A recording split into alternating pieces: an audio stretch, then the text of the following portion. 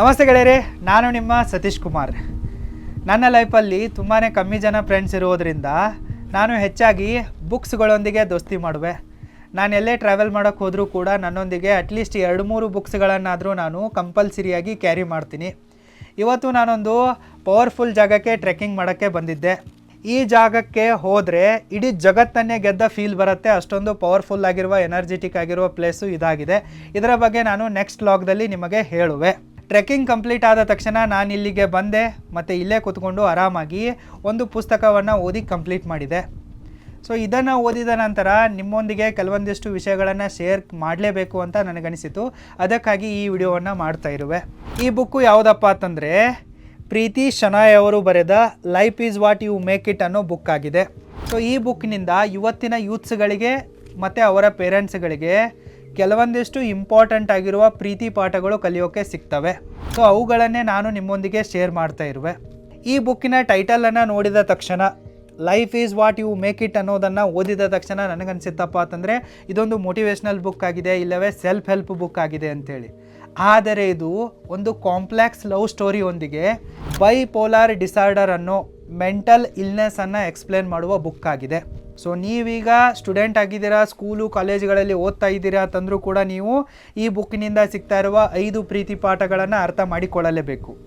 ಇನ್ನು ನೀವು ಪೇರೆಂಟ್ಸ್ ಆಗಿದ್ದೀರಾ ಅಂತಂದರೆ, ನಿಮ್ಮ ಮಕ್ಕಳು ಸ್ಕೂಲು ಕಾಲೇಜುಗಳಲ್ಲಿ ಓದ್ತಾ ಇದ್ದಾರೆ ಅಂತಂದರೆ ನೀವು ಕೂಡ ಈ 5 ಪ್ರೀತಿ ಪಾಠಗಳನ್ನು ಸರಿಯಾಗಿ ಅರ್ಥ ಮಾಡ್ಕೋಬೇಕು ಮತ್ತು ನಿಮ್ಮ ಮಕ್ಕಳನ್ನು ಸರಿಯಾಗಿ ಹ್ಯಾಂಡಲ್ ಮಾಡೋದನ್ನು ಕಲಿಬೇಕು. ಈ 5 ಪ್ರೀತಿ ಪಾಠಗಳನ್ನು ಎಕ್ಸ್ಪ್ಲೇನ್ ಮಾಡುವುದಕ್ಕಿಂತ ಮುಂಚೆ ನಾನು ಈ ಪುಸ್ತಕದಲ್ಲಿರುವ ಕಾಂಪ್ಲೆಕ್ಸ್ ಲವ್ ಸ್ಟೋರಿಯ ಒಂದು ಶಾರ್ಟ್ ಸಮರಿಯನ್ನು ನಿಮಗೆ ಹೇಳುವೆ. ಅದಾದ ನಂತರ ಆ ಲವ್ ಲೆಸನ್ಗಳನ್ನು ನಿಮಗೆ ಹೇಳುವೆ. ಅಂಕಿತಾ ಶರ್ಮಾ ಅನ್ನೋ ಓರ್ವ ಸುಂದರವಾಗಿರುವ ಹುಡುಗಿ ಇರ್ತಾಳೆ. ಆಕೆ ಕೇರಳದ ಪ್ರೈವೇಟ್ ಕಾಲೇಜ್ ಒಂದರಲ್ಲಿ ಡಿಗ್ರಿಯನ್ನು ಓದ್ತಾ ಇರ್ತಾಳೆ. ಆಕೆ ಓದಿನಲ್ಲಿ ತುಂಬಾ ಚುರುಕಾಗಿರ್ತಾಳೆ, ಚೆನ್ನಾಗಿ ಮಾರ್ಕ್ಸ್ಗಳನ್ನು ತೆಗಿತಾ ಇರ್ತಾಳೆ. ಜೊತೆಗೆ ಕಲ್ಚರಲ್ ಆ್ಯಕ್ಟಿವಿಟಿಗಳಲ್ಲಿ, ಕಾಂಪಿಟೇಷನ್ಗಳಲ್ಲಿ ಕೂಡ ಪಾರ್ಟಿಸಿಪೇಟ್ ಮಾಡ್ತಾ ಇರ್ತಾಳೆ ಮತ್ತು ಅಲ್ಲಿ ಕೂಡ ಪ್ರೈಸ್ಗಳನ್ನು, ಅವಾರ್ಡ್ಗಳನ್ನು ಗೆಲ್ತಾ ಇರ್ತಾಳೆ. ಅವಳ ಸೌಂದರ್ಯಕ್ಕೆ ಮಾರು ಹೋಗಿ ಬಹಳಷ್ಟು ಹುಡುಗರು ಅವಳ ಹಿಂದೆ ಬಿದ್ದಿರ್ತಾರೆ, ಹುಚ್ಚರಾಗಿರ್ತಾರೆ. ಅಷ್ಟೊಂದು ಬ್ಯೂಟಿಫುಲ್ ಆಗಿರ್ತಾಳೆ ಆಕೆ. ಆದರೆ ಆಕೆ ತನ್ನ ಕಾಲೇಜ್ನಲ್ಲಿರುವ ಎಲ್ಲ ಹುಡುಗರನ್ನು ಇಗ್ನೋರ್ ಮಾಡಿಬಿಟ್ಟು ತನ್ನ ಬಾಲ್ಯದ ಸಹಪಾಠಿ ವೈಭವ್ನೊಂದಿಗೆ ಲಾಂಗ್ ಡಿಸ್ಟೆನ್ಸ್ ರಿಲೇಷನ್ಶಿಪ್ನಲ್ಲಿರ್ತಾಳೆ. ಈ ವೈಭವ್ IIT ಡೆಲ್ಲಿಯಲ್ಲಿ ಓದ್ತಾ ಇರ್ತಾನೆ. ಅವಳ ಲೈಫಲ್ಲಿ ಇದೇ ರೀತಿ ಓದು ಎಲ್ಲ ನಡೀತಾ ಇರುತ್ತೆ.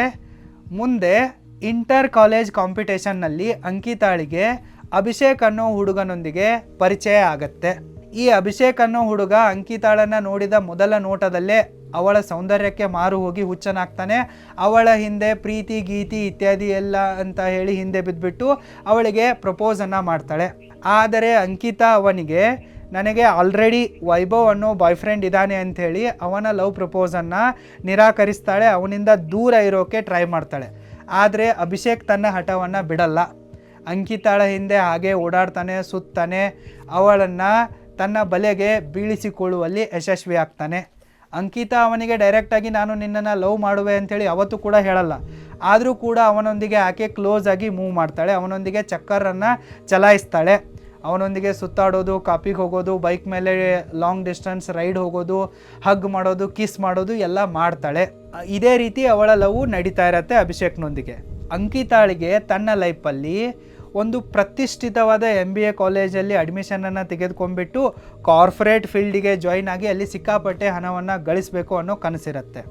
ಹೀಗಾಗಿ ಆಕೆ ಡಿಗ್ರಿ ಮುಗಿತಾ ಇದ್ದಂತೆಯೇ ಮುಂಬೈನ ಪ್ರತಿಷ್ಠಿತ MBA ಕಾಲೇಜೊಂದಕ್ಕೆ ಅಪ್ಲೈ ಮಾಡ್ತಾಳೆ. ಅಲ್ಲಿ ಅವಳಿಗೆ ಅಡ್ಮಿಷನ್ ಸಿಗತ್ತೆ.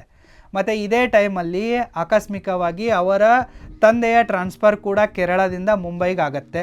ಹೀಗಾಗಿ ಅಂಕಿತಾ ತನ್ನ ಕನಸನ್ನು ಚೇಸ್ ಮಾಡುವುದಕ್ಕಾಗಿ ಅಭಿಷೇಕ್ನನ್ನು ಡಂಪ್ ಮಾಡಿ ಕೇರಳ ಬಿಟ್ಟು ಮುಂಬೈಗೆ ಹೋಗ್ತಾಳೆ.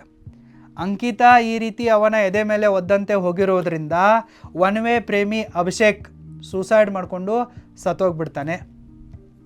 ಆದರೆ ಅಂಕಿತಾಳಿಗೆ ತನ್ನ ಪ್ರತಿಷ್ಠಿತವಾದ ಬಯಸಿದ MBA ಕಾಲೇಜ್ ಸಿಗತ್ತೆ. ಆಕೆ ಆ ಕಾಲೇಜಿಗೆ ಜಾಯಿನ್ ಆಗ್ತಾಳೆ. ಖುಷಿಯಿಂದ ಸ್ಟಡೀಸ್ ಮಾಡ್ತಾಳೆ. ಅಲ್ಲಿ ಆಕೆ ಸ್ಟಡೀಸ್ಗಳಲ್ಲೂ ಕೂಡ ಟಾಪ್ ಮಾಡ್ತಾಳೆ ಮತ್ತು ಕಲ್ಚರಲ್ ಆ್ಯಕ್ಟಿವಿಟಿಗಳಲ್ಲಿ, ಕಾಂಪಿಟೇಷನ್ಗಳಲ್ಲಿ ಕೂಡ ಟಾಪ್ ಮಾಡ್ತಾಳೆ. ಅವಳು ಅಲ್ಲಿ ಹೋದ ತಕ್ಷಣ ಕವಿ ಆಗಿಬಿಡ್ತಾಳೆ. ಚೆನ್ನಾಗಿ ಬರೆಯೋಕೆ ಸ್ಟಾರ್ಟ್ ಮಾಡ್ತಾಳೆ. ಅಂದರೆ ತನ್ನ ಮನಸ್ಸಲ್ಲಿರುವ ಭಾವನೆಗಳನ್ನೆಲ್ಲ ಚೆನ್ನಾಗಿ ಬರೆಯೋದನ್ನು ಕಲಿತಾಳೆ. ಮತ್ತು ಬೆಳಿಗ್ಗೆ ಬೇಗನೆ ಎದ್ದು ರನ್ನಿಂಗ್, ವಾಕಿಂಗ್, ಜಾಗಿಂಗ್ ಮಾಡೋದನ್ನು ಕಲಿತಾಳೆ. ಫಿಸಿಕನ್ನು ಇನ್ನಷ್ಟು ಇಂಪ್ರೂವ್ ಮಾಡ್ಕೊತಾಳೆ ಮತ್ತು ಮತ್ತಷ್ಟು ಮುದ್ದಾಗಿ ಸುಂದರವಾಗಿ ಕಾಣಿಸೋಕೆ ಶುರು ಮಾಡ್ತಾಳೆ. ಸೊ ಆ MBA ಕಾಲೇಜ್ನಲ್ಲಿ ಮುಂಬೈನಲ್ಲಿ ಅಂಕಿತಾಳಿಗೆ ಜೋಸೆಫ್ ಅನ್ನೋ ಮತ್ತೊಬ್ಬ ಹುಡುಗ ಪರಿಚಯ ಆಗ್ತಾನೆ.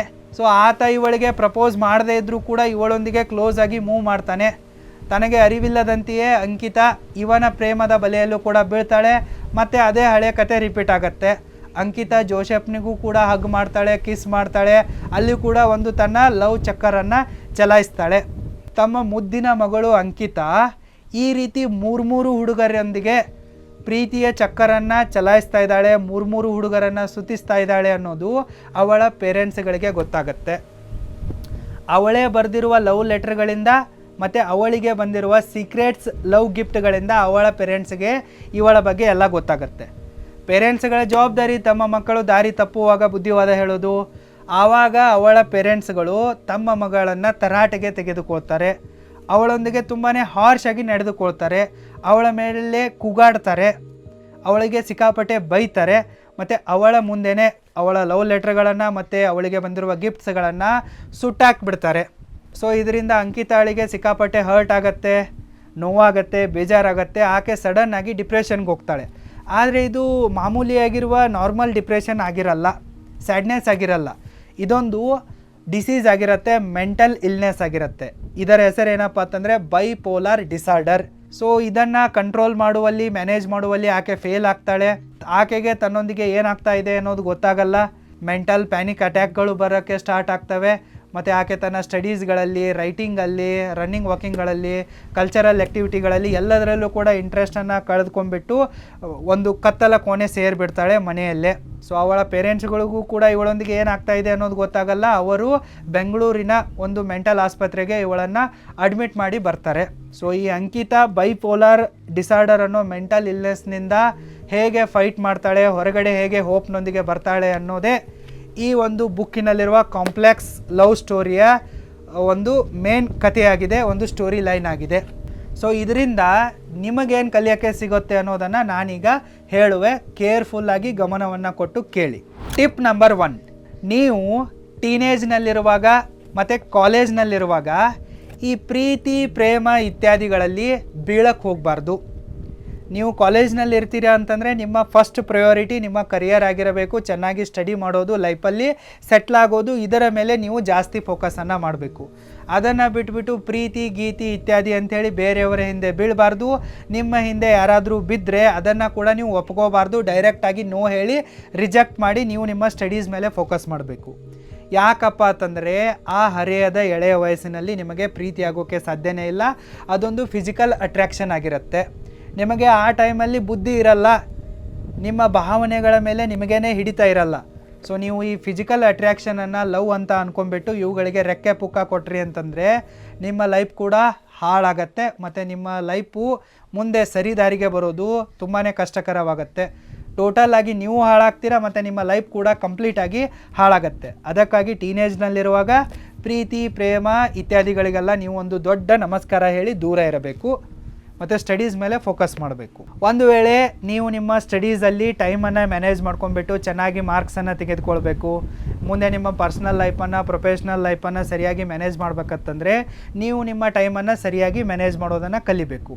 ಒಂದು ವೇಳೆ ನಿಮಗೆ ಟೈಮ್ ಮ್ಯಾನೇಜ್ಮೆಂಟ್ ಸ್ಕಿಲ್ಗಳನ್ನು ಕಲಿಯುವ ಆಸೆ ಇದ್ದರೆ ನೀವು roaringbusinessschool.comಗೆ ವಿಸಿಟ್ ಮಾಡಿ ಮತ್ತು ಅಲ್ಟಿಮೇಟ್ ಟೈಮ್ ಮ್ಯಾನೇಜ್ಮೆಂಟ್ ಕೋರ್ಸಿಗೆ ಜಾಯ್ನ್ ಆಗಿ.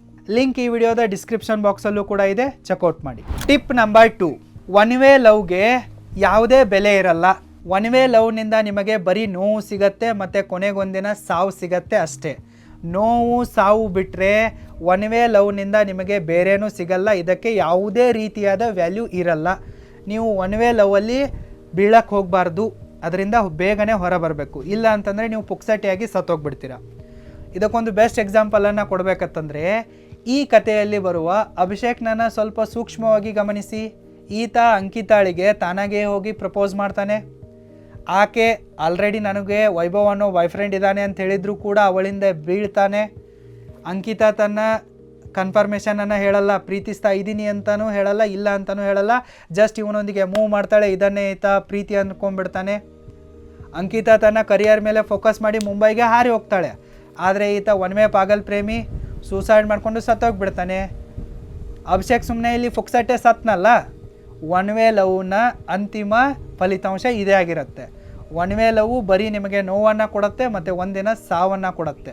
ಅದಕ್ಕಾಗಿ ಒನ್ ವೇ ಲವ್ವನ್ನು ಮಾಡೋಕ್ಕೆ ಹೋಗಬೇಡಿ, ಅದನ್ನು ಅವಾಯ್ಡ್ ಮಾಡಿ. ಟಿಪ್ ನಂಬರ್ 3, ಲಾಂಗ್ ಡಿಸ್ಟೆನ್ಸ್ ರಿಲೇಷನ್ಶಿಪ್ಗೆ ಯಾವುದೇ ಫ್ಯೂಚರ್ ಇರಲ್ಲ.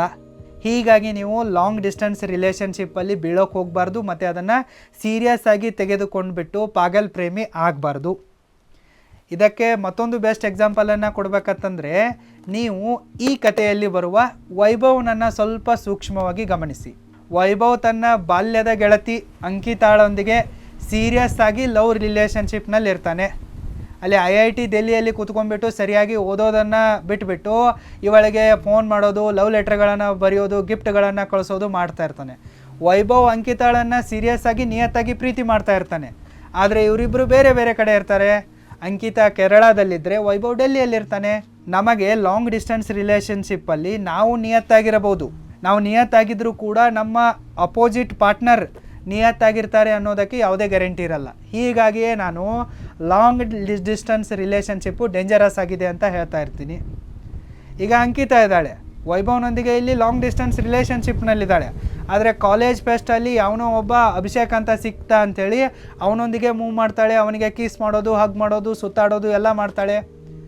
ಸೊ ಮುಂದೆ ಅವನಿಗೂ ಕೂಡ ಡಂಪ್ ಮಾಡಿ ಕೈ ಕೊಟ್ಟು ಮುಂಬೈಗೆ ಬರ್ತಾಳೆ. ಆತ ಸತ್ತೋಗಿದ್ದಾನೆ ಅಂತ ಗೊತ್ತಿದ್ರೂ ಕೂಡ ಮುಂಬೈಗೆ ಬಂದ ತಕ್ಷಣ ಜೋಸೆಫ್ ಅನ್ನೋ ಮತ್ತೊಬ್ಬ ಹುಡುಗನೊಂದಿಗೆ ರಿಲೇಷನ್ಶಿಪ್ಪನ್ನು ಸ್ಟಾರ್ಟ್ ಮಾಡ್ತಾಳೆ. ಇಲ್ಲೂ ಕೂಡ ಆಕೆ ಕಿಸ್ಸು ಹಗ್ಗು ಎಲ್ಲ ಮಾಡ್ತಾಳೆ. ಸೊ ಇದೇ ರೀತಿ ಅಂದರೆ ನಾವು ನಿಯತ್ತಾಗಿದ್ದರೂ ಕೂಡ ನಮ್ಮ ಪಾರ್ಟ್ನರ್ ನಿಯತ್ತಾಗಿರ್ತಾನೆ ಅನ್ನೋದಕ್ಕೆ ಯಾವುದೇ ಗ್ಯಾರಂಟಿ ಇರಲ್ಲ. ನಮ್ಮ ಬೆನ್ನ ಹಿಂದೆ ಏನಾಗ್ತಾ ಇದೆ ಅನ್ನೋದು ನಮಗೆ ಗೊತ್ತಾಗಲ್ಲ. ಮುಂದೆ ವೈಭವ್ ಅಂಕಿತಾಳನ್ನು ಮೀಟ್ ಆದಾಗ ಈ ಅಂಕಿತಾ ಇದ್ದಾಳಲ್ಲ, ವೈಭವ್ನನ್ನು ಮದುವೆ ಆಗಲ್ಲ. ಅಂಕಿತಾ ಬೈಪೋಲಾರ್ ಡಿಸಾರ್ಡರ್ನಿಂದ ಹೊರ ಬಂದಾಗ ವೈಭವ್ನನ್ನು ಮದುವೆ ಆಗಲ್ಲ. ಆಕೆ ತನ್ನ ಕರಿಯರಲ್ಲಿ ಸೆಟ್ಲ್ ಆಗ್ತಾಳೆ. ಆವಾಗ ಆಕೆಗೆ ಮತ್ತೊಬ್ಬ ಕಲ್ಲಿಗೆ ಇಷ್ಟ ಆಗ್ತಾನೆ, ಅವನನ್ನು ಮದುವೆ ಆಗ್ತಾಳೆ. ಇಲ್ಲಿ ಆಕೆ ವೈಭವನನ್ನು ಕೂಡ ಡಂಪ್ ಮಾಡ್ತಾಳೆ. ಸೊ ಇದರಿಂದ ಏನು ನಿಮಗೆ ಗೊತ್ತಾಗುತ್ತೆ? ಲಾಂಗ್ ಡಿಸ್ಟೆನ್ಸ್ ರಿಲೇಷನ್ಶಿಪ್ಗೆ ಯಾವುದೇ ಫ್ಯೂಚರ್ ಇರಲ್ಲ. ನಮ್ಮ ಬೆನ್ನಿಂದ ಏನಾಗ್ತಾ ಇದೆ ಅನ್ನೋದು ನಮಗೆ ಗೊತ್ತಾಗಲ್ಲ. ನಿಮ್ಮ ಕಣ್ಮುಂದೆ ಏನಿದೆನೋ ಅದಷ್ಟೇ ಸತ್ಯ. ಯಾವುದು ನಿಮ್ಮ ಜೊತೆಗಿದೆನೋ ಕಣ್ಮುಂದೆ ಇದೆನೋ ಅದನ್ನು ಮಾತ್ರ ನಂಬಿ ಅಂಥವರೊಂದಿಗೆ ಮಾತ್ರ ಪ್ರೀತಿ ಮಾಡಿ. ಈ ಲಾಂಗ್ ಡಿಸ್ಟೆನ್ಸ್ ರಿಲೇಷನ್ಶಿಪ್ನ ಚಕ್ಕರ್ನಲ್ಲಿ ಬಿದ್ದು ಒದ್ದಾಡೋಕ್ಕೆ ಹೋಗಬೇಡಿ. ಸುಮ್ಮನೆ ನಿಮ್ಮ ದುಡ್ಡನ್ನು ಟೈಮನ್ನು ವೇಸ್ಟ್ ಮಾಡ್ಕೊಳ್ಳೋಕೆ ಹೋಗಬೇಡಿ. ಟಿಪ್ ನಂಬರ್ 4, ಈ ಟಿಪ್ಪು ಪೇರೆಂಟ್ಸ್ಗಳಿಗೋಸ್ಕರ ಇದೆ. ಯಾವಾಗ ನಿಮ್ಮ ಮಕ್ಕಳು ಹದಿಹರೆಯೋಕ್ಕೆ ಬರ್ತಾರಲ್ಲ, ಸ್ವಲ್ಪ ವಯಸ್ಸಿಗೆ ಬರ್ತಾರಲ್ಲ, ಕಾಲೇಜಿಗೆ ಹೋಗೋಕ್ಕೆ ಸ್ಟಾರ್ಟ್ ಮಾಡ್ತಾರಲ್ಲ, ಆವಾಗ ನೀವು ನಿಮ್ಮ ಮಕ್ಕಳೊಂದಿಗೆ ಫ್ರೆಂಡ್ಸ್ಗಳಾಗಿ ಬಿಡಬೇಕು. ನೀವು ಪೇರೆಂಟ್ಸ್ ಇದ್ದೀರಾ, ಸ್ಟ್ರಿಕ್ಟಾಗಿ ಸಾಕ್ತೀನಿ, ಆರ್ಡರ್ ಮಾಡ್ತೀನಿ ಅನ್ನೋದನ್ನೆಲ್ಲ ಬಿಟ್ಟುಬಿಟ್ಟು ನೀವು ಅವರೊಂದಿಗೆ ಫ್ರೆಂಡ್ಲಿಯಾಗಿ ಮೂವ್ ಮಾಡಬೇಕು. ಅವರೊಂದಿಗೆ ಕ್ಲೋಸ್ ಫ್ರೆಂಡ್ಶಿಪ್ಪನ್ನು ಮಾಡಬೇಕು. ನೀವು ನಿಮ್ಮ ಮಕ್ಕಳೊಂದಿಗೆ ಯಾವ ರೀತಿ ಕ್ಲೋಸ್ ಆಗಬೇಕಪ್ಪ ಅಂತಂದರೆ, ಅವರು ಅವರ ಕಾಲೇಜ್ನಲ್ಲಿ ನಡೆಯುವ ಎಲ್ಲ ಜೋಕ್ಗಳನ್ನು ಕೂಡ ನಿಮಗೆ ಬಂದು ಹೇಳಬೇಕು. ಸಿನ್ಸಿಯರಾಗಿ ಮನೆಯಲ್ಲಿ ಅಂದರೆ ತಂದೆ ತಾಯಿಗಳಿಗೆ ಬಂದು ಹೇಳಬೇಕು. ಅವರಿಗೆ ಏನಾದರೂ ಡೌಟ್ ಬಂದರೆ, ಈ ಪ್ರೀತಿ ಪ್ರೇಮ ಇತ್ಯಾದಿಗಳ ಬಗ್ಗೆ ಕನ್ಫ್ಯೂಷನ್ಗಳು ಸ್ಟಾರ್ಟ್ ಆದರೆ ನಿಮ್ಮೊಂದಿಗೆ ಅವರು ಯಾವುದೇ ಹೆಜಿಟೇಷನ್ ಇಲ್ಲದೆ ಧೈರ್ಯವಾಗಿ ಶೇರ್ ಮಾಡಬೇಕು. ಸೊ ಅಷ್ಟೊಂದು ಕ್ಲೋಸು ನೀವು ಆಗಬೇಕು ಅವರೊಂದಿಗೆ. ಒಂದು ವೇಳೆ ನೀವು ಅವರೊಂದಿಗೆ ಫ್ರೆಂಡ್ಶಿಪ್ಪನ್ನು ಮಾಡೋದನ್ನು ಬಿಟ್ಬಿಟ್ಟು ಅವರನ್ನು ಸ್ಟ್ರಿಕ್ಟಾಗಿ ಇಟ್ಕೊಳ್ಳೋಕೆ ಟ್ರೈ ಮಾಡಿದರೆ ಅವರು ನಿಮ್ಮ ಕೈಗೆ ಸಿಗಲ್ಲ. ಅವರೇನಾದರೂ ಈ ರೀತಿ ಪ್ರೀತಿ ಗೀತಿ ಇತ್ಯಾದಿಗಳಲ್ಲಿ ತಗಲಾಕೊಂಡ್ಬಿಟ್ರೆ, ಅದು ನಿಮಗೆ ಗೊತ್ತಾದರೆ ನೀವು ಅದನ್ನು ತುಂಬಾ ಸೂಕ್ಷ್ಮವಾಗಿ ಹ್ಯಾಂಡಲ್ ಮಾಡಬೇಕು. ಅದನ್ನು ಬಿಟ್ಬಿಟ್ಟು ನೀವು ಹೊಡಿ ಬಡಿ ಮಾಡಿದರೆ, ಕೂಗಾಟ ಅರಚಾಟಗಳನ್ನು ಮಾಡಿದರೆ ನಿಮ್ಮ ಮಕ್ಕಳು ನಿಮ್ಮ ಕೈ ಬಿಟ್ಟು ಹೋಗ್ತಾರೆ. ಅವ್ರು ಏನು ಬೇಕಾದರೂ ಮಾಡ್ಬೋದು. ಯಾಕೆಂದರೆ ಹದಿಹರೆಯದ ವಯಸ್ಸು, ಅವರ ಭಾವನೆಗಳು, ಅವರ ಮೈಂಡು ಅವರ ಕಂಟ್ರೋಲ್ನಲ್ಲಿ ಇರಲ್ಲ. ಅವರಿಗೆ ಜಾಸ್ತಿ ಬುದ್ಧಿ ಇರಲ್ಲ. ಸೊ ನಿಮಗೆ ಬುದ್ಧಿ ಇದೆಯಲ್ಲ, ನೀವು ಈ ಸಿಚುವೇಷನನ್ನು ಅವರನ್ನು ಆ ಟೈಮಲ್ಲಿ ತುಂಬಾ ಸೂಕ್ಷ್ಮವಾಗಿ ಹ್ಯಾಂಡಲ್ ಮಾಡಬೇಕು. ನೀವು ಇಲ್ಲಿ ಕೊಡ್ಲಿ ಏಟನ್ನು ಪ್ರಯೋಗಿಸಿದರೆ ಏನು ಬೇಕಾದರೂ ಆಗ್ಬೋದು. ನಿಮ್ಮ ಮಕ್ಕಳು ನಿಮ್ಮ ಮನೆಯನ್ನು ಬಿಟ್ಟು ಓಡೋಗ್ಬೋದು. ಕಾಲೇಜನ್ನು ಡ್ರಾಪ್ಔಟ್ ಮಾಡಿ ನಾನು ಕೆಲಸ ಮಾಡ್ತೀನಿ, ಅದಾದ ನಂತರ ನನ್ನ ಲವ್ವರ್ನೊಂದಿಗೆ ಮದುವೆ ಮಾಡಿಕೊಂಡು ಅವಳನ್ನು ಸಾಕ್ತೀನಿ ಅಂತೇಳಿ ಹೋಗ್ಬೋದು. ಇಲ್ಲ ನಿಮ್ಮ ಮುದ್ದಿನ ಮಗಳು ಯಾವನೋ ಒಬ್ಬ ಮೂರ್ಖನೊಂದಿಗೆ ಓಡೋಗಿ ಎಲ್ಲಾದರೂ ಕಷ್ಟಗಳನ್ನು ಅನುಭವಿಸ್ಬೋದು. ಆತ ಕೈಕೊಟ್ಟು ಬಿಟ್ಟನಪ್ಪ ಅಂತಂದರೆ ಅವಳೊಂದಿಗೆ ಏನು ಬೇಕಾದರೂ ಆಗ್ಬೋದು. ಸರಿನಾ? ಅವಳನ್ನು ಎಲ್ಲಾದರೂ ಹೋಗಿ ಮಾರಿ ಬಿಡ್ಬೋದು. ನಿಮಗೇನು ಗೊತ್ತಾಗತ್ತೆ ಏನು ಮಾಡ್ತಾರೆ ಅಂಥೇಳಿ. ಇಲ್ಲ ನಿಮ್ಮ ಮಕ್ಕಳು ಡಿಪ್ರೆಷನ್ಗೆ ಹೋಗ್ಬೋದು, ಸೂಸೈಡ್ ಮಾಡ್ಕೊಂಡು ಸಾಯ್ಬೋದು. ಲಾಸು ನಿಮ್ಮ ಮಕ್ಕಳದ್ದೇ ಆಗುತ್ತೆ. ಅದಕ್ಕಾಗಿ ನಿಮ್ಮ ಮಕ್ಕಳನ್ನು ಹದಿಹರೆಯದ ವಯಸ್ಸಲ್ಲಿ ತುಂಬಾ ಸೂಕ್ಷ್ಮವಾಗಿ ಹ್ಯಾಂಡಲ್ ಮಾಡಿ. ನೀವು ಅವ್ರು ಕೆಡೋಕ್ಕೆ ಮುಂಚೆನೇ, ದಾರಿ ತಪ್ಪೋಕ್ಕೆ ಮುಂಚೆನೇ ಅವರೊಂದಿಗೆ ದೋಸ್ತಿ ಮಾಡಿ. ಅವ್ರಿಗೇನೇ ಒಂದು ಡೌಟ್ ಅನಿಸಿದ್ರು ಕೂಡ ನಿಮ್ಮನ್ನು ಕೇಳ್ತಾರೆ, ಆವಾಗ ಸರಿಯಾಗಿ ಗೈಡೆನ್ಸ್ ಮಾಡಿ. ಸರಿನಾ? ಇದು ತುಂಬಾ ದೊಡ್ಡ ಬೆಸ್ಟ್ ಪೇರೆಂಟಿಂಗ್ ಟಿಪ್ ಆಗಿದೆ. ಇದನ್ನು ನಿಮ್ಮ ಲೈಫಲ್ಲಿ ಇಂಪ್ಲಿಮೆಂಟ್ ಮಾಡ್ಕೊಳ್ಳಿ. ಒಂದು ವೇಳೆ ನಿಮಗೆ ಪ್ರೊಫೆಷ್ನಲ್ ಆಗಿ ಎಲ್ಲ ತರಹದ ವಿಡಿಯೋಗಳನ್ನು ಎಡಿಟ್ ಮಾಡೋದನ್ನು ಕಲಿಯುವ ಆಸೆ ಇದ್ದರೆ ನೀವು roaringfilmschool.comಗೆ ವಿಸಿಟ್ ಮಾಡಿ. ಮತ್ತು ನಮ್ಮ ಆನ್ಲೈನ್ ಮೊಬೈಲ್ ವಿಡಿಯೋ ಎಡಿಟಿಂಗ್ ಕೋರ್ಸ್ನಲ್ಲಿ, ಐಫೋನ್ ವಿಡಿಯೋ ಎಡಿಟಿಂಗ್ ಕೋರ್ಸ್ನಲ್ಲಿ ಮತ್ತು ಪ್ರೊಫೆಷ್ನಲ್ ವಿಡಿಯೋ ಎಡಿಟಿಂಗ್ ಕೋರ್ಸ್ಗಳಿಗೆ ಎನ್ರೋಲ್ ಮಾಡಿ ಮತ್ತು ಕಲೀರಿ. ಲಿಂಕ್ ಈ ವಿಡಿಯೋದ ಡಿಸ್ಕ್ರಿಪ್ಷನ್ ಬಾಕ್ಸಲ್ಲಿದೆ, ಚೆಕ್ಔಟ್ ಮಾಡಿ. ಮತ್ತು SP10 ಡಿಸ್ಕೌಂಟ್ ಕೂಪನನ್ನು ಯೂಸ್ ಮಾಡಿ, ನಿಮಗೆ ಡಿಸ್ಕೌಂಟ್ ಸಿಗುತ್ತೆ. ನೀವು ಕೂಡ ಇಂತಹ ಸ್ಕಿಲ್ಗಳನ್ನು ಕಲೀರಿ. ಮತ್ತು ನಿಮ್ಮ ಮಕ್ಕಳು ಈಗ ಕಾಲೇಜ್ನಲ್ಲಿದ್ದಾರೆ ಅಂತಂದರೆ ಅವರನ್ನು ಇಂತಹ ಸ್ಕಿಲ್ಗಳಿಗೆ ಜಾಯಿನ್ ಮಾಡಿಸಿ, ಕಲಿಸಿ. ಅವರಿಗೆ ಅವರು ಒಂದು ಕ್ರಿಯೇಟಿವ್ ಕೆಲಸಗಳಲ್ಲಿ ತೊಡಗಿಸಿಕೊಳ್ತಾರೆ ಮತ್ತು ದಾರಿ ತಪ್ಪೋದ್ರಿಂದ ಸೇಫಾಗಿ ಬಚಾವಾಗ್ತಾರೆ. ಟಿಪ್ ನಂಬರ್ 5, ಸಪೋಸ್ ನಿಮ್ಮ ಪ್ರೀತಿ ಪಾತ್ರರು ಅಪ್ಪಿತಪ್ಪಿ ಡಿಪ್ರೆಷನ್ಗೆ ಹೋದರೆ ಅವರಿಗೆ ಮೆಡಿಸಿನ್ಗಳಿಗಿಂತ ಮುಂಚೆ ಪ್ರೀತಿ ಮಾತುಗಳ ಅವಶ್ಯಕತೆ ಇರುತ್ತೆ. ಮತ್ತು ಅವರ ಮನಸ್ಸಲ್ಲಿ, ಮೈಂಡಲ್ಲಿ ಏನು ನಡೀತಾ ಇದೆಯಲ್ಲ ಅದನ್ನು ಕೇಳುವವರ ಅವಶ್ಯಕತೆ ಇರುತ್ತೆ. ಅವ್ರಿಗೆ ಹೆಂಗೆ ಅನಿಸ್ತಾ ಇರತ್ತಪ್ಪ ಅಂತಂದರೆ, ನಾನು ನನ್ನ ಮನಸ್ಸಲ್ಲಿರೋದನ್ನು ಯಾರಿಗೆ ಹೇಳಲಿ, ಹೇಗೆ ಹೇಳಲಿ ಅನ್ನೋ ಒಂದು ಕನ್ಫ್ಯೂಷನ್, ಗೊಂದಲ ಸ್ಟಾರ್ಟ್ ಆಗಿರುತ್ತೆ. ಅದಕ್ಕಾಗಿ ಅವರು ಡಿಪ್ರೆಷನ್ಗೆ ಹೋಗಿರ್ತಾರೆ. ಸೊ ಆ ಟೈಮಲ್ಲಿ ಅವರಿಗೆ ಅವರ ಭಾವನೆಗಳನ್ನು, ಅವರ ಪರಿಸ್ಥಿತಿಯನ್ನು ಜಡ್ಜ್ ಮಾಡದೆ ಅವರ ಮಾತನ್ನು ಕೇಳಿಸಿಕೊಳ್ಳುವ ವ್ಯಕ್ತಿಗಳು ಬೇಕಾಗಿರ್ತಾರೆ. ನಂಬಿಕಸ್ಥ ವ್ಯಕ್ತಿಗಳು ಬೇಕಾಗಿರ್ತಾರೆ. ಅವರ ಹೇಳೋದನ್ನೆಲ್ಲ ಸರಿಯಾಗಿ ಕೇಳಿಸ್ಕೊಂಡ್ಬಿಟ್ಟು ಅವರಿಗೆ ಒಂದು ಸರಿ ದಾರಿಯನ್ನು ತೋರಿಸೋರು. ಬಟ್ ಯಾವಾಗ ವ್ಯಕ್ತಿಗಳಿಗೆ ಇಂತಹ ಒಳ್ಳೆಯ ವ್ಯಕ್ತಿಗಳು ಸಿಗಲ್ವೋ ಆವಾಗ ಆ ವ್ಯಕ್ತಿಗಳು ಒಳಗಡೆ ಕೊರಗಿನೇ ಡಿಪ್ರೆಷನ್ಗೆ ಹೋಗಿರ್ತಾರೆ. ಸೊ ಆವಾಗ ಜನ ಏನು ಮಾಡ್ತಾರೆ, ಅವರಿಗೆ ಮೆಡಿಸಿನನ್ನು ಕೊಡಿಸ್ಬಿಡ್ತಾರೆ. ಮೆಡಿಸಿನ್ನಿಂದ ಡಿಪ್ರೆಷನ್ನು ಬಗೆಹರಿಯಲ್ಲ. ಯಾವಾಗ ಆ ವ್ಯಕ್ತಿಗೆ ತನ್ನ ಮನಸ್ಸಲ್ಲಿರುವ ಫೀಲಿಂಗ್ಸ್ಗಳನ್ನು ಹೇಳ್ಕೊಳ್ಳೋಕ್ಕೆ ಬೇರೆ ಯಾರೂ ಸಿಗಲ್ವೋ ಆವಾಗಲೇ ಆತ ಡಿಪ್ರೆಷನ್ಗೆ ಹೋಗ್ತಾ ಇರ್ತಾನೆ. ಅದಕ್ಕಾಗಿ ಅಪ್ಪಿತಪ್ಪಿ ನಿಮ್ಮ ಪ್ರೀತಿ ಪಾತ್ರರು ಏನಾದರೂ ಡಿಪ್ರೆಷನ್ಗೆ ಹೋದರೆ ನೀವು ಅವರಿಗೆ ಮೆಡಿಸಿನನ್ನು ಕೊಡಿಸೋದಕ್ಕಿಂತ ಮುಂಚೆ ಅವರ ಮನಸ್ಸಿನ ಮಾತುಗಳನ್ನು, ಅವರನ್ನು ಜಡ್ಜ್ ಮಾಡ್ದೇ ಕೇಳಿಸಿಕೊಳ್ಳಿ. ಅವ್ರ ಮನಸ್ಸಲ್ಲಿ ಏನಿದೆ ಅನ್ನೋದನ್ನು ಅವ್ರು ಹೇಳ್ತಾರೆ, ನೀವು ಸ್ವಲ್ಪ ಕ್ಲೋಸ್ ಆಗಿ ಕೇಳಿಸಿಕೊಳ್ಳಿ. ಅವರಿಗೆ ಏನು ಬೇಕಾಗಿರತ್ತಪ್ಪ ಅಂತಂದರೆ, ನೀನು ಹೆದರಬೇಡ, ನಿನ್ನೊಂದಿಗೆ ನಾನಿದ್ದೀನಿ, I am with you, don't worry. ಈ ಒಂದು ಕಾನ್ಫಿಡೆನ್ಸನ್ನು ಕೊಡುವ, ಸಪೋರ್ಟನ್ನು ಕೊಡುವ ವ್ಯಕ್ತಿಯಾಗಿರ್ತಾನೆ. ಆ ಸಪೋರ್ಟನ್ನು ನೀವು ಕೊಡಿ. ಅವರನ್ನು ಟೈಟಾಗಿ ಅಪ್ಪಿಕೊಳ್ಳಿ. ಅವರ ಮನಸ್ಸಲ್ಲಿರುವ ಡಿಪ್ರೆಷನ್ನು, ಅವ್ಯಕ್ತ ಭಯ, ಪ್ಯಾನಿಕ್ಕು ಎಲ್ಲವೂ ಕೂಡ ದೂರ ಆಗುತ್ತೆ. ಅವರು ಮತ್ತೆ ಸರಿದಾರಿಗೆ ಬರ್ತಾರೆ. ನೀವು ಇದನ್ನು ಮಾಡಲಿಲ್ಲಪ್ಪ ಅಂತಂದರೆ ಅವ್ರು ನೆಕ್ಸ್ಟು ಬೈಪೋಲಾರ್ ಡಿಸಾರ್ಡರ್ನಂಥ ಮೆಂಟಲ್ ಇಲ್ನೆಸ್ಸಿಗೆ ಕೂಡ ತುತ್ತಾಗ್ಬೋದು. ಮತ್ತು ಇನ್ನೊಂದು ವಿಷಯವನ್ನು ನಾನು ನಿಮಗೆ ಹೇಳೋಕ್ಕೆ ಇಷ್ಟಪಡ್ತೀನಿ. ಸಪೋಸು ಯಾರಾದರೂ ಡಿಪ್ರೆಷನ್ಗೆ ಹೋಗಿದ್ದಾರೆ ಮತ್ತು ಇಂತಹ ಮೆಂಟಲ್ ಇಲ್ನೆಸ್ಗಳಿಗೆ ಹೋಗಿದ್ದಾರೆ ಅಂತಂದರೆ ಅವರು ಹುಚ್ಚರಾಗಿದ್ದಾರೆ ಅಂಥೇಳಿ ಅವರನ್ನು ದೂರ ಇಡೋದಲ್ಲ. ಅವರು ಹುಚ್ಚರಾಗಿರಲ್ಲ. ಹೇಗೆ ಈ ನೆಗಡಿ ಕೆಮ್ಮುಗಳು ಬರ್ತಾವಲ್ಲ, ಅದೇ ರೀತಿ ಈ ಮೆಂಟಲ್ ಇಲ್ನೆಸ್ಗಳು, ಡಿಪ್ರೆಷನ್ಗಳು ಬರ್ತಾವೆ. ಸೊ ಅವರನ್ನು ನೀವು ಟ್ರೀಟ್ಮೆಂಟ್ ಕೊಡಿಸೋಕ್ಕೆ ಹೆದರಬಾರ್ದು. ನಿಮಗೂ ಕೂಡ ಈ ರೀತಿ ಆದರೆ ಟ್ರೀಟ್ಮೆಂಟನ್ನು ತೆಗೆದುಕೊಳ್ಳೋಕ್ಕೆ ನೀವು ಹಿಂಜರಿಬಾರ್ದು. ಬಿಂದಾಸಾಗಿ ಟ್ರೀಟ್ಮೆಂಟನ್ನು ತೆಗೆದುಕೊಳ್ಳಬೇಕು. ಇದೇನು ದೊಡ್ಡ ಕಾಯಿಲೆ ಅಲ್ಲ. ನಾರ್ಮಲ್ಗೆ ಮತ್ತು ಅಬ್ನಾರ್ಮಲ್ಗೆ ಕೇವಲ ಒಂದು ಸಣ್ಣ ದಾರದ ಪರ್ಕಿದೆ. ಸ್ವಲ್ಪ ಅವರಿಗೆ ಸಪೋರ್ಟು, ಪ್ರೀತಿ ಮಾತುಗಳು ಸಿಕ್ಬಿಟ್ರೆ ಮುಗಿತು, ಅವರು ನಾರ್ಮಲ್ ಆಗ್ತಾರೆ. ನೀವು ಅವರನ್ನು ಜಡ್ಜ್ ಮಾಡೋದು, ಅವಾಯ್ಡ್ ಮಾಡೋದು, ಬೇರೆ ಇಡೋದು, ಹುಚ್ಚಾಸ್ಪತ್ರೆಯಲ್ಲಿ ಇಟ್ಬಿಡೋದು, ಈ ರೀತಿಯಾದ ಕ್ರುಯಾಲಿಟಿಗಳನ್ನು ಮಾಡಬಾರ್ದು. ಅವರನ್ನು ಕೂಡ ನಾರ್ಮಲ್ ವ್ಯಕ್ತಿ ಥರ ಟ್ರೀಟ್ ಮಾಡಬೇಕು. ಮತ್ತು ನಿಮ್ಮ ಪ್ರೀತಿ ಪಾತ್ರರು ಡಿಪ್ರೆಷನ್ಗೆ ಹೋಗಬಾರ್ದತ್ತಂದರೆ ಅವರೊಂದಿಗೆ ನೀವು ಸರಿಯಾಗಿ ವರ್ತಿಸಬೇಕು. ಅವರೇನು ಹೇಳ್ತಾ ಇದ್ದಾರೆ ಅನ್ನೋದನ್ನು ಕೇಳಿಸ್ಕೊಳ್ಬೇಕು.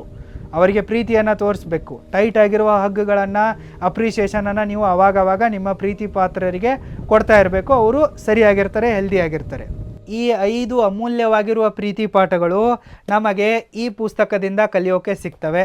ತಪ್ಪದೆ ಈ 5 ಪ್ರೀತಿ ಪಾಠಗಳನ್ನು ಸರಿಯಾಗಿ ಅರ್ಥ ಮಾಡ್ಕೊಳ್ಳಿ ಮತ್ತು ನಿಮ್ಮ ಲೈಫಲ್ಲಿ ಇಂಪ್ಲಿಮೆಂಟ್ ಮಾಡಿಕೊಂಡು ನಿಮ್ಮ ಲೈಫಲ್ಲಿ ಎನಿ ಟೈಮ್ ಹ್ಯಾಪಿಯಾಗಿರಿ, ಸಕ್ಸಸ್ಫುಲ್ ಆಗಿರಿ, ಒಂದು ಗ್ರೇಟ್ ಲೆವೆಲ್ಗೆ ಹೋಗಿ. All the very best. Thank you so much.